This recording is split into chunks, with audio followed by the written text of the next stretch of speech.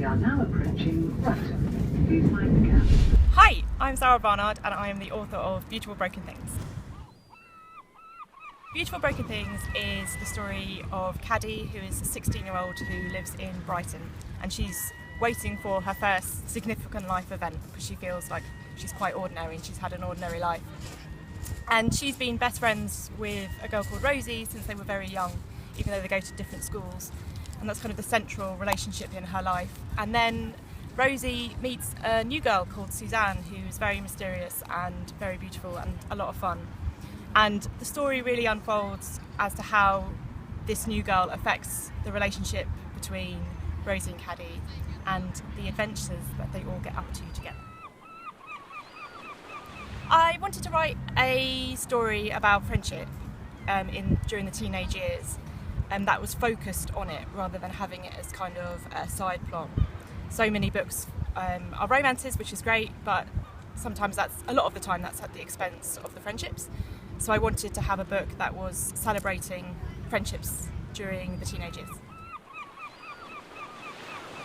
Well, I live in Brighton and I really love the city, so it's very familiar to me and I wanted to be able to write about it. And it really struck me when I moved here a few years ago what a fun place it must be to grow up in. So when I started to write Beautiful Broken Things, it seemed like the obvious choice. And there's so much to do, and as a writer that meant I could send my characters to the beach or to the pavilion, and they could have all kinds of adventures that would hopefully be interesting to the reader as well.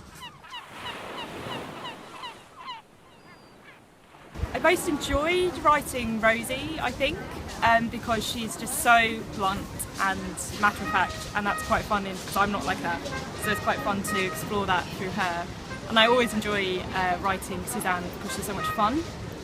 And then the character I most identify with is definitely Caddy, the more quiet one who doesn't always say what she's thinking and is always a little bit unsure around even her friends. And that was definitely me when I was a teenager.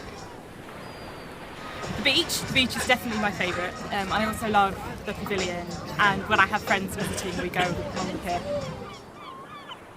I write in my little writing cave in my flat. It's underground and there are no windows, which is why it's my writing cave, but it's very nice and my cat keeps me company.